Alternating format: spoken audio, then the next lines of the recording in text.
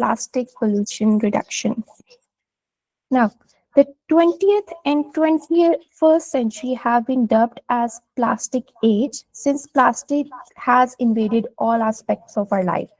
We sleep on the plastic filled pillows, clean our teeth with plastic toothbrushes, type on a plastic keyboard, drink and eat from the plastic containers, etc. But with the passage of time, we are becoming increasingly aware, and now we are finding the consequences or the results of this usage of plastic on our health and on the environment. How did we get here? When did the plastic become the ever present material of today's society? And what might be the answer to the environmental impacts that the usage of plastic is imposing on the environment? We will discuss this in today's session. Now, plastic is a loose term for describing materials that can be formed and molded under heat and pressure. And polymers are actually the building blocks of the plastic. They make up modern plastic. They are actually large molecules and they consist of chain of repeating smaller molecule known as monomers. Now, there are two types of polymers. First is thermoset plastics or polymer. They cannot be melted even at very, very high temperature. And the other include thermoplastics. They can be melted, they can be molded into various forms, and it has further two forms like semi-crystalline form like polyethylene, PET, nylon, etc. Another is amorphous form, that is polystyrene, polycarbonate, etc.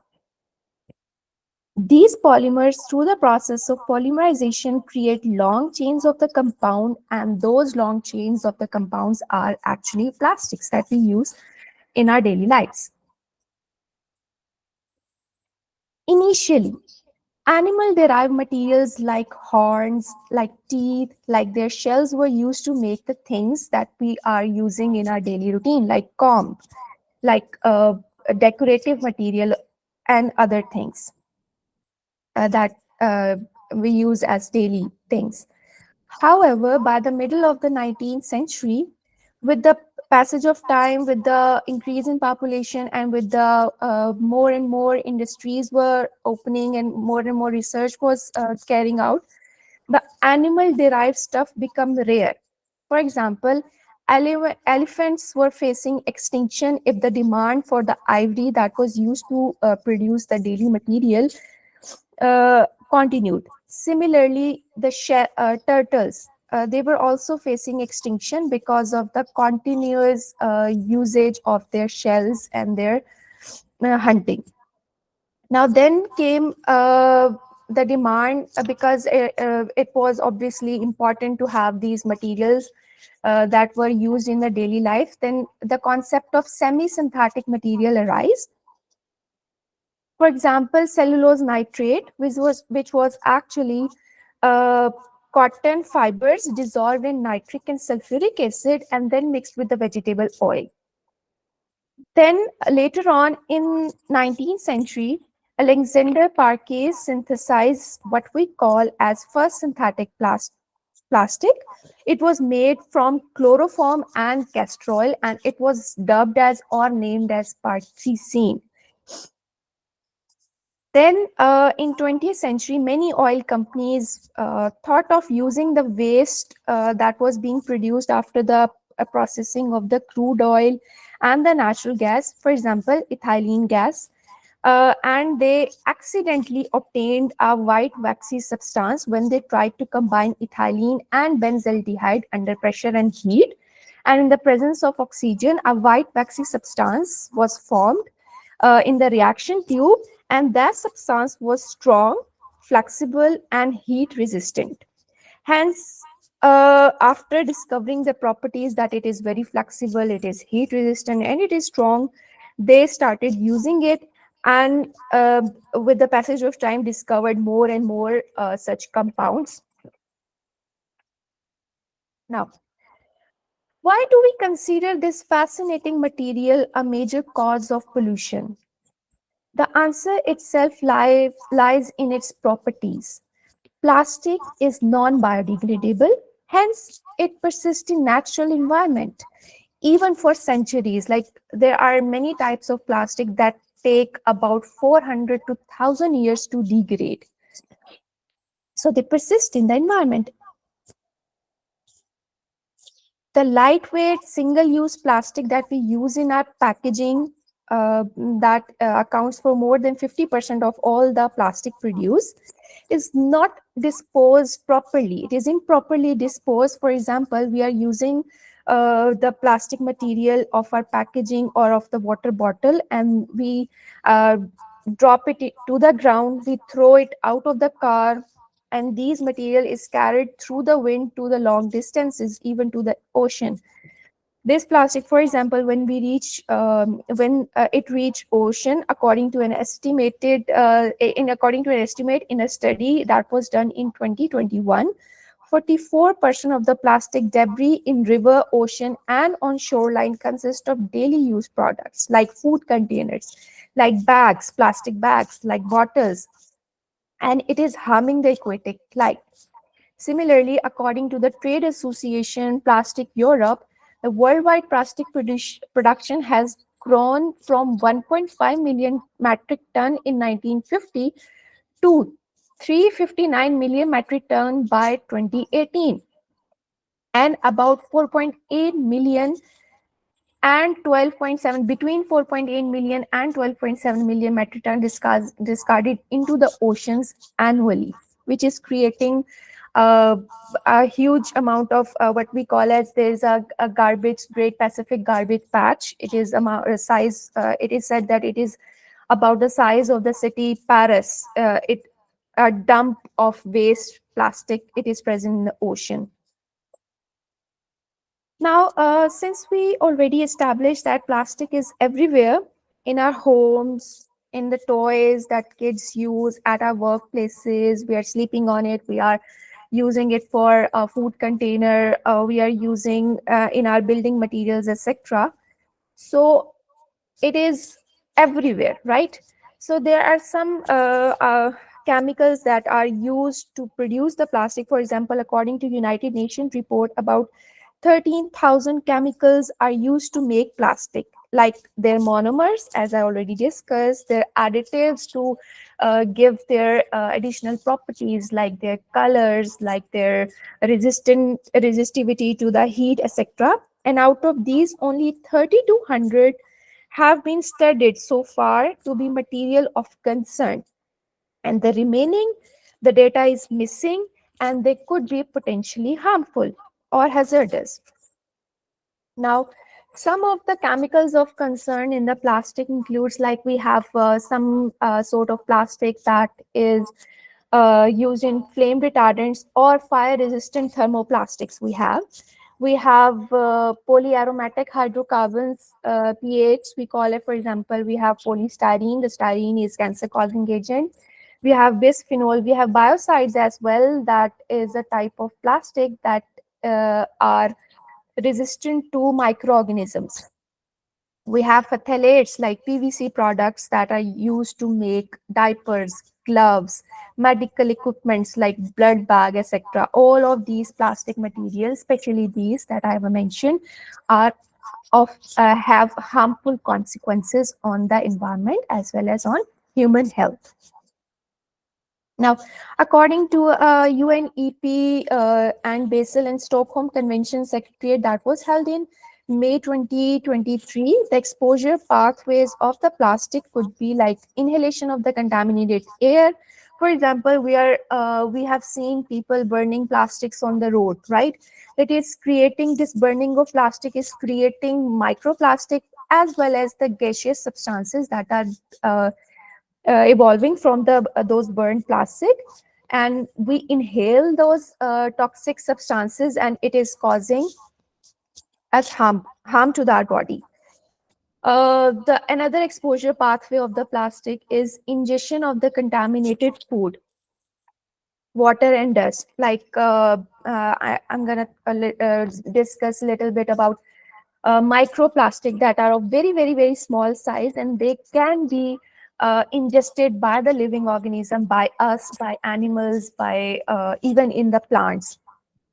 Furthermore, we have these food packages like that consist of styrofoam. When we heat or put heated food or hot food onto that type of plastic, some of the chemical substances seep into the food, and when we eat that food, obviously it is going into our body causing harm. Furthermore, dermal contact is another possible exposure pathway.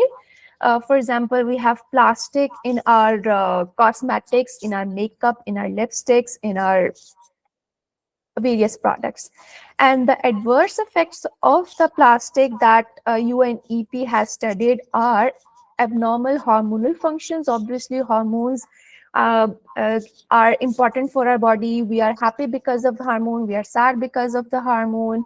Our body protects ourselves, carry out various functions because of the hormones. So abnormal hormone functions is one of the cause that is being one of the consequence of the plastic pollution. Reduced fertility, damaged nervous system, hypertension, high blood pressure, cardiovascular disease, lung and liver cancers are very prevalent due to the result of plastic pollution. Now, when we look at the oceans and other water bodies, the plastic is a cause of deaths of animals, either by entanglement of the objects like fishing nets, and they can also kill these organisms by ingestions.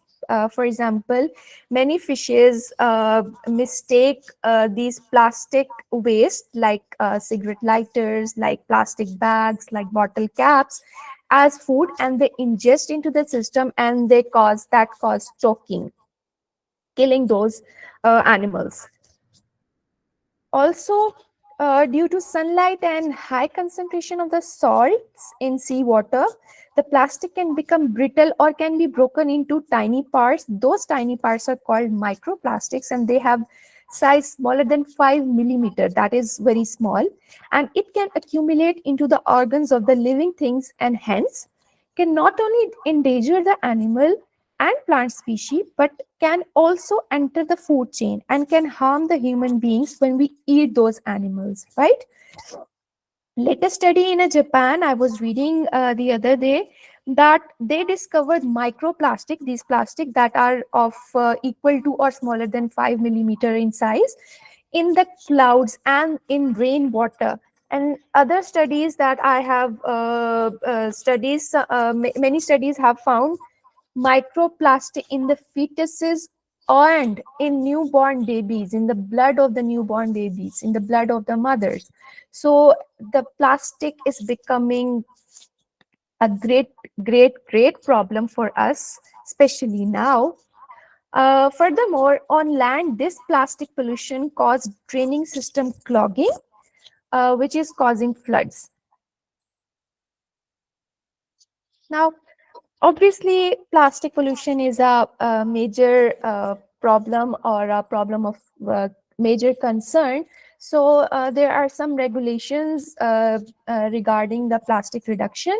For example, we have UNEA Global Plastic Treaty that was established in 2022, and through the creation of Intergovernmental Negotiating Committee, INC it is called, and they are hoping that the agreement would be ready by 2024, and they will involve various countries to ban or to regulate the plastic in their countries. We have United Nations Circular Economy Action Plan that was created to strengthen the regulation on recycling of the plastic products and providing more of a science-based legislation.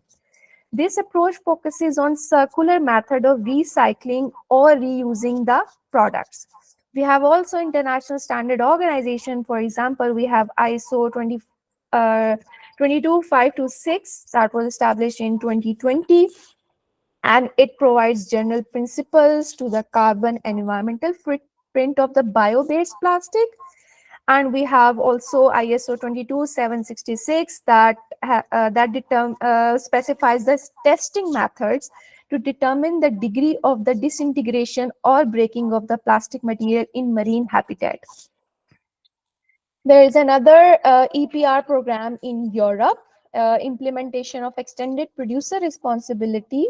And under this program, or under EPR program, the companies will be charged for collecting and recycling their cardboard boxes, their plastic container, their packaging material, etc., as well as the disposal of any non-recyclable packing material. Rather than the consumer, it is a duty of the companies that are making these plastic or packages uh, for the disposal and for the recycling of these things. Furthermore, different countries themselves have their own anti-plastic policies. Like in Pakistan, 2019, Pakistan put a ban on the production of polyethylene bag. And in Saudi Arabia, there is plastics are to be made according to exo biodegradable material. And also in Pakistan, 2023, single-use plastic was being set to be. The policy was in a procedure of making that they are going to ban the single-use plastics. Now, let's discuss the recycling or the plastic pollution reduction methods. Now, first and most obvious one is recycling. Obviously, that comes into the minds of almost everyone, right? But there are problems with this approach. Why? Not all plastic is recyclable. What we are using in our daily life, not every single plastic material is able to be recyclable. The single use, for example, plastic material is non-recyclable. Secondly, we have been using plastic since 19th century, right? Since 1800. So about 70% of the plastic that have ever been produced have already been discarded. So there's no way to recycle that already used and discarded plastic to be collected and to recycle it. Okay. Most of the plastic recycling, furthermore, most of the plastic recycling occurs today is mechanical recycling that obviously involves collection, cleaning, sorting and shredding, and then melting of the waste. And the melting of the waste, which is quite tedious and costly work, and also requires huge amount of energy and produces greenhouse gas emission. Furthermore, with plastic, there is a problem that there are too many types of plastic. There's not only single type of plastic, we have many various types of plastic, and obviously those many types of plastics have different types of additives added into them, different types of processing materials that are added into them. For example, we have polyethylene tetrafilate, PET, that is used for the water bottle. We have high density polyethylene, HDPE, that is used for the shampoo and these bleach bottles, etc. So many different additives are added, many different types of plastics are present to give their additional properties, to give their additional colors. So sorting them and collecting them and separating them is quite a tedious task, quite a difficult task. Hence, when the plastic is recycled, its properties are unpredictable, and maybe the recycled plastic produced would be of very low quality. So the industrialist thinks that it is cheaper to just make new plastic product than to collect it and to recycle it or to use it. Now, second option is biodegradable plastic. You might have heard of the term biodegradable plastic, right? Biodegradable plastics are the plastic degraded by microorganisms into water, carbon dioxide or methane, and biomass under specified condition. There are two kinds of biodegradable plastic. One can decompose in aerobic process. Composting aerobic process is this that involve oxygen. And the other can decompose in anaerobic environment, for example, in the landfill. Now, according to studies, the biodegradable plastics have properties like they're eco-friendly, they're biodegradable, obviously, sustainable, Utilize renewable resources like starch, like cellulose obtained from the plants, easy to recycle, and less production of the waste material. And they can be used in packaging, textiles, consumer goods, construction, electrical and electronics, medical devices, agriculture, and everything. They can be used. However, biodegradable plastics have their own disadvantages, like if biodegradable plastics are not sorted while disposing of, they can contaminate the recycle. For example, we have PET, polyethylene tetraphthalate, if disposed improperly. Furthermore, the land required for the bioplastic, as I already mentioned, that these bioplastics are made up of completely or partially made up of bio-based products, like from the plant-based products. So the land required for the bioplastic would compete with the food production, because the crops that produce bioplastic can also be used to feed people, right? Now, also bioplastic, despite being said that they are sustainable, but they are quite no, I would say, relatively expensive. For example, PLA can be 20 to 50% more costly because of the complex processes used to convert corn and sugarcane into building blocks for the PLA. We are using the crops, we are using fertilizer for the crops, you are using various methods to convert monomers into polymers, and obviously it would be quite a complex process that would require expenses. Furthermore, the process of biodegradation, that is degradation of a substance in the presence of biological agents like microbes, like fungi, like bacteria. So the process of biodegradation process is not simple, and most of the time require in situ biodegradation. In situ biodegradation is what? In an enclosed space or in a controlled environment. So providing the controlled environment is also expensive. The research on bioplastic is still ongoing.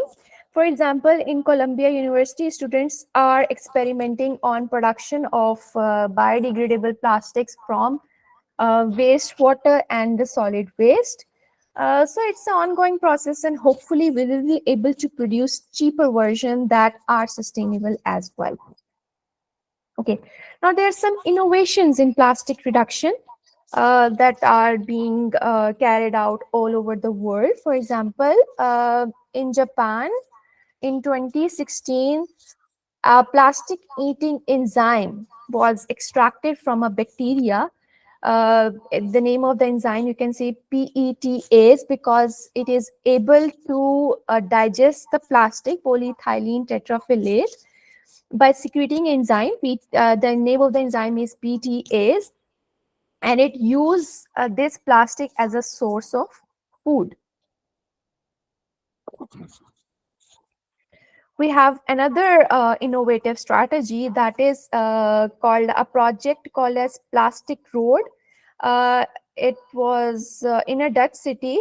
A bike path was created using recycled plastic. Like 70% of the recycled plastic were used in 2018 to make a bike path. Furthermore, we have one such road that is made up of recycled plastic in Islamabad as well. Actually, plastic is more durable than Absol and requires less heavy equipment and time to install, which makes its carbon footprint smaller, but obviously it has its own negative consequences as well. For example, seepage of rainwater through the plastic is more difficult with the plastic present in the way as compared to Absol, but it's an innovative approach. We can use it in areas where there is less rain, or there is no there's no requirement for the rainwater or water table, where water tables are full or partially full. There's another technology. An Australian company, Lecela Holding, has developed catalytic hydrothermal reactor. It can convert unrecyclable plastic into oil by applying uh, pressure and heat. So we are solving two problems with one solution, that is we are getting fuel and we are getting rid of the plastic as well. There's another innovative approach that you might have seen in the malls while shopping, a switch back to the nature. For example, replacing the styrofoam with the straw bags or straw containers. Wood byproducts containing cellulose multi-layer packaging material. It is being used in many countries for packaging material for the nuts and rice. Paper-based packaging is seen all over. Even in Pakistan, we have seen that many brands are using paper-based packaging. Now, another strategy to reduce plastic pollution is ocean cleanup. In 2018, Ocean Cleanup, it's a NGO, Dutch NGO that was built or that came forward in 2013. They have developed a system 001, actually a massive 2,000 feet long U-shaped funnel with an attack skirt that floats, as you can see in the figure, the blue figure that floats with the current to collect the plastic pollution in the Great Garbage Pack. The Great Garbage Pack is, as I already mentioned, that a large amount of dumped garbage that is present in the North Pacific Ocean. Now they use this system to collect the plastic pollution from the Great Garbage Patch in 2018. Now in 2021, System 002 was developed and it was deployed. It was even larger than the System 001, and they managed to gather 9,000 kilogram of marine debris. There is another innovation called Waste Shark Project. It's an actually aqua drone you can see in the figure that skims the water surface and collects the marine debris through its wide opening. And it has been used in the rivers, and not in ocean, but in many rivers, and it has collected many plastic products. Now, plastic in construction industry. The most common plastic used in the construction are polyvinyl chloride (PVC), high density polyethylene, that is HDPE, and expanded polystyrene. Right now, plastic is used in various. Plastic has the usage of plastic has various applications, like in seals, in windows, in door pipes, cables, floor covering, and insulation. Now, it is being said that the plastic in construction industry is highly durable and is long lasting, and they are installed permanently. So they are unlikely to become marine litter. So they are less hazardous as compared to the plastic of the daily usage.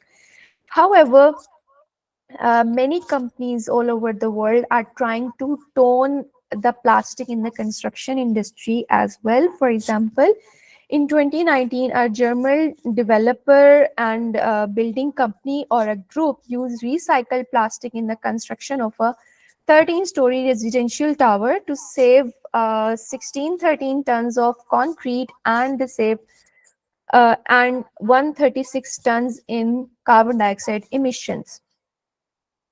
There is another contractor, Multiplex, a Dutch contractor. They launched a plan to eliminate single-use plastics and promote circularity of the existing plastic items. And the plan tackles 15 plastic categories by what? They are banning the single-use plastic avoidable items. They're replacing the plastic with the alternatives and finding new use for the end of their life. For example, multiplex site canteens no longer sell single-use plastic bottles. Also, their principal tower project in London switched from plastic mastic tubes to the foil mastic tubes. Now, We have studied that plastic is a persistent substance and viral due to its cheap, resistant resistant to temperature, resistant to weathering nature, and flexible properties. It is non-biodegradable and cause bioaccumulation. That is why it is considered harmful for the environment as well as human beings. And what we as an individual can do, we have discussed that what the organizations are doing to tone down their plastic pollution. But as an individual, what we can do is say no to disposable plastic cutlery like straws, like other single use plastics. We can avoid plastics that cannot be recycled if other alternatives are existing, and we can avoid the products with excess or unnecessary plastic packaging.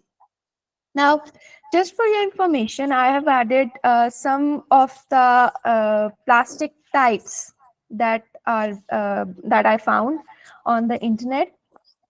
Now, uh, this symbol might have seen, you might know, you must have seen this symbol of this chasing arrow. And it is a common misconception that this arrow actually means that the product is recyclable. However, this is not necessarily true. Whenever you see this chasing arrow symbol on the plastic products, it doesn't mean that it is recyclable, doesn't necessarily means it is recyclable. It is just a symbol, and the numbering present in between, like you can see 1 2 3 4, it is because of the type of the plastic that is present. For example, we have at number 1 PET, that is polyethylene tetraphthalate, and we see such type of plastic in like bottles for the soft drinks or water bottles. It is relatively safe, but uh, refilling such bottles, especially in when exposed to heat, is dangerous. And the recycling rate, PET has recycling rate of only 20%. Okay, matlab, when you are recycling PET bottles or PET plastic, only 20% of it can be recycled, and rest goes to waste in the air or in the land or in the oceans. Now, second type of plastic is HDPE, that is high density polyethylene, and we use this plastic for the detergent bottle, plastic container, pipes. It is considered relatively safe and easy to recycle. It can be recycled 4 to 5 times. Then we have PVC, one of the most toxic type of plastic, polyvinyl chloride, found in sewage pipes, synthetic window frames, toys of the children, shower curtains. It contains lead and cadmium. These two agents are carcinogens. They cause cancer in the body. They create, and during the manufacturing process, the toxic dioxin that is used in the PVC is released. And when softeners are added into the plastic, this toxic gas is released, and it causes respiratory and lungs problem. At number 4, we have LDPE. Uh, it is soft plastic, like in cling film, like in plastic dry cleaner covers, carry bag, garbage bags, envelope, packaging material. Uh, it is not recyclable, and it ends up as microplastic in soil and water. Okay, it tends to disintegrate quickly. Next is PP. Uh, Packaging plastic, that is found in plastic furniture, car parts, bottle tops, diapers, buckets, trays, glass slides. It is not able to recycle. It is relatively safe. Keep in mind that the plastic that I'm saying are considered safe are actually relatively safe, not wholly safe. They are not 100% safe. Okay, those who are not carcinogen, those who are not causing not endocrine disruptor or are causing hormonal imbalances, they might end up in our body, they might clog our arteries in the form of microplastic. They can accumulate into the veins, into the arteries of our bodies. So they are only relatively safe. Next, we have PS, that is polystyrene, that is present disposable cups we see, food containers, meat trays, packaging for the electronics, and it is weak, right? You have seen those white food containers, right? Those are polystyrene, and they are weak, so they easily break apart. So they are to be avoided because they cause cancer. Plus, um, when we put heat or hot food, we are drinking coffee in those polystyrene cups, the possible leakage of styrene can accumulate into our body and seep into the our lungs, seep into our system, and cause cancer, because the styrene is carcinogen. And then at number 7, these are the plastics, uh, of a wide range of plastic material uh, that are not distinguished into other type of plastic. For example, we have nylon, we have fiberglass, we have the plastic that is being used for baby bottles, for car parts like CDs, like keyboards that we use. And these are the plastic that cannot be recycled, cannot be 100% recycled, or they cannot be recycled, right? Unable to, single use plastics, and they are known endocrine disruptors.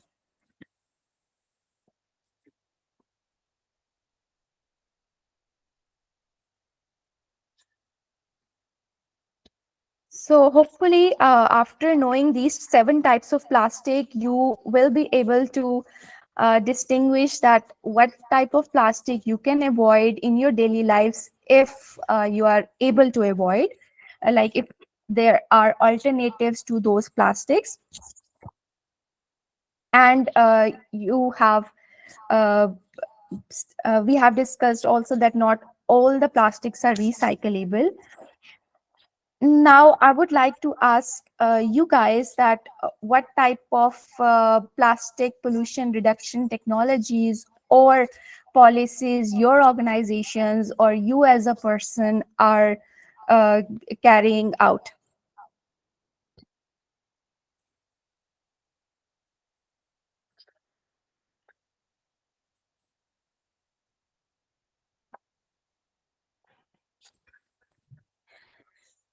Mr. Arshad Iqbal, can you elaborate that what type of plastic prevention policies or plastic reduction innovations or technologies that your organization or you as a person is practicing or carrying out?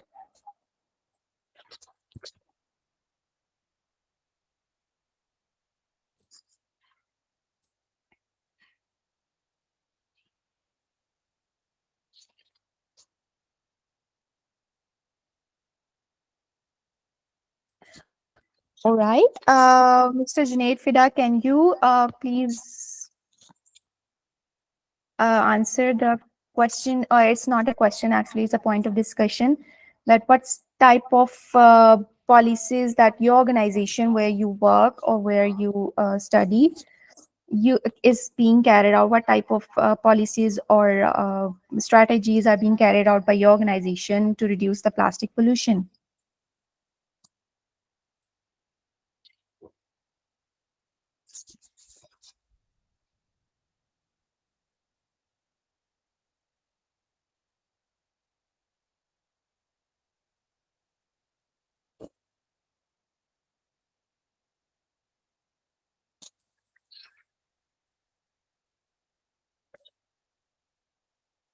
All right, Sir Tariq Aziz, would you please give your input onto the topic of plastic reduction technologies or plastic reduction innovation? Thank you, madam. Actually, related to plastic waste and plastic waste, you can say that what we have in our industry actually belongs to railway industry and manufacturing and operation and maintenance background. So I was just looking around that mostly we are encountering PET bottles in terms of water bottles, some food items like coffees and things. Most of the plastic we are generating from these type of things, and somehow the chemicals which we are bringing from our operation and maintenance perspective.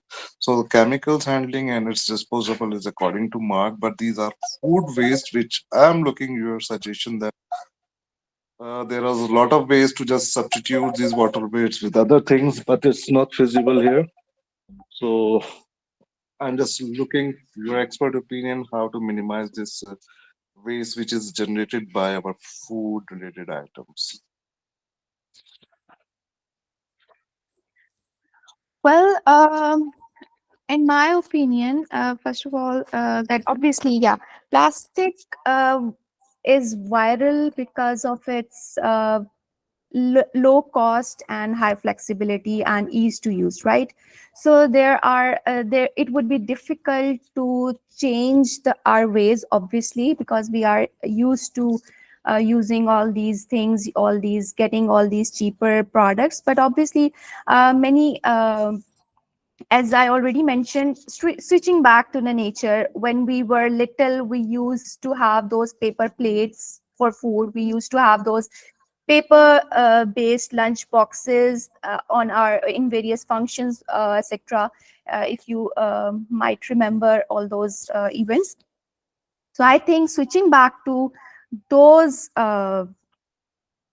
alternatives, like using paper bags, paper based straws, paper based lunch boxes for food storage of sorry for food items, is one of the way to get rid of harmful plastic in the food, for the food packaging and food industry.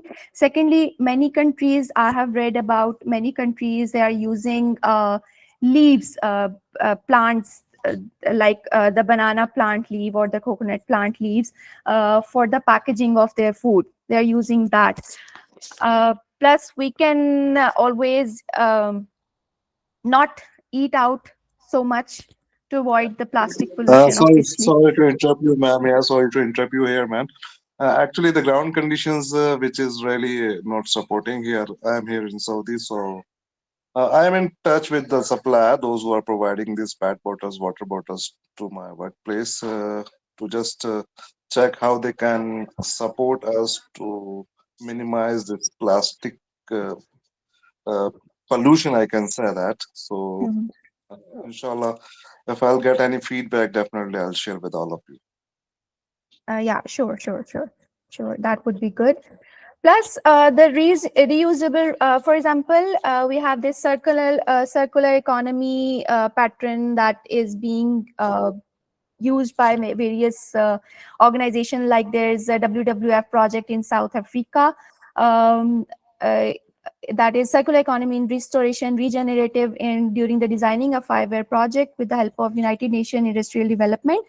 They are actually suggesting avoiding the single use plastic, plus um, creating that sort of plastic that is durable and that can be reused again and again without recycling, without putting it to various tedious processes of industrialization of recycling.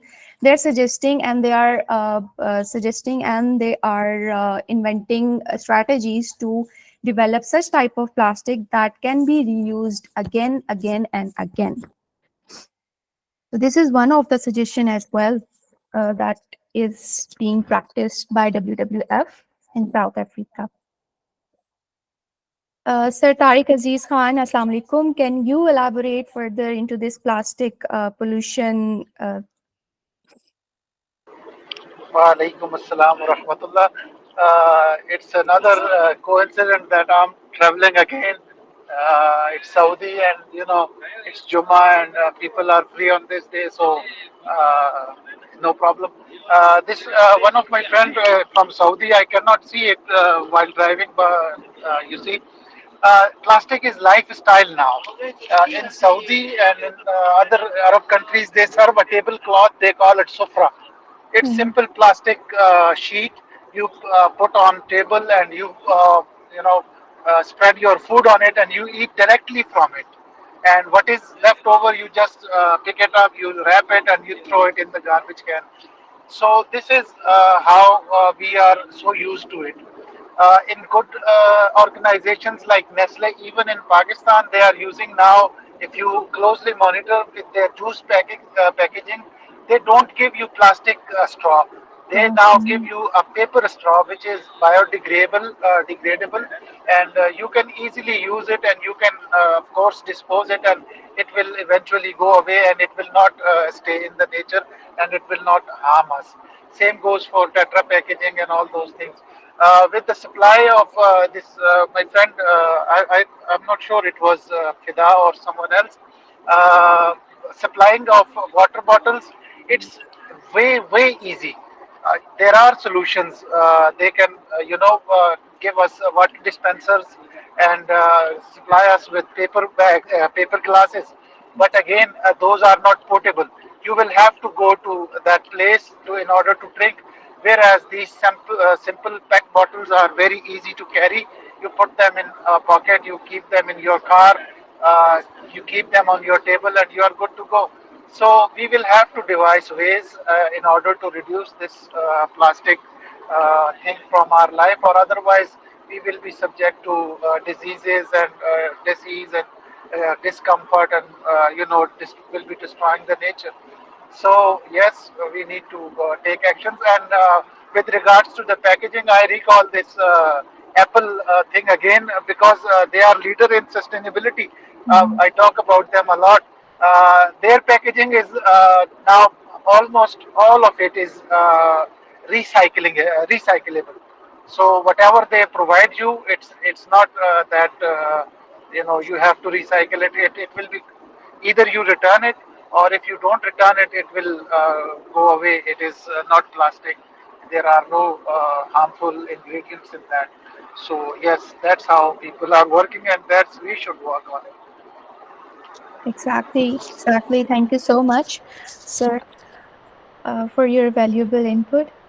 Uh, Anyone else likes to add something to today's topic?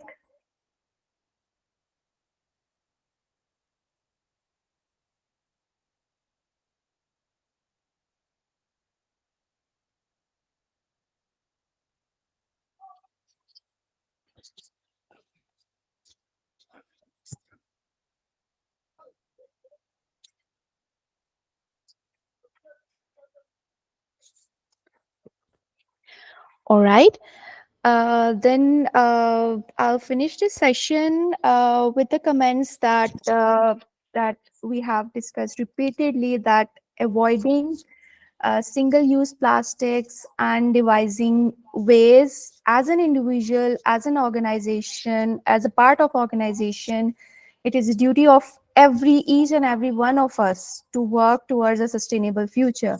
So it is our duty that we at an individual level avoid all these plastic products. जितना हो सके, जितना try कर सकें, we have to avoid it. Reusable आप use करें, water bottles अपनी साथ कैरी करें, प्लास्टिक और पेपर कप अपने साथ रखें या ऑर्गेनाइजेशंस आपको प्रोवाइड करें इस किस्म की चीज़ें. और जहाँ पर वहाँ पे ऑल्टरनेटिव्स है, वहाँ पर वो ऑल्टरनेटिव्स ट्राई करें, क्योंकि ये हर एक बंदा अपने हिस्से का काम करेगा तो फिर कहीं जाकर हमें प्लास्टिक या और तरह के जो मसले हैं वो हम लोग उसको सॉल्व कर सकते हैं. Thank you so much for attending this session. It was a 1 hour session and it was very informative. Thank you for attending today's sessions. Allah Hafiz and Shabba Khair. Thank you very much. Thank you very much. Allah Hafiz. Allah Hafiz, thank you for the informative session.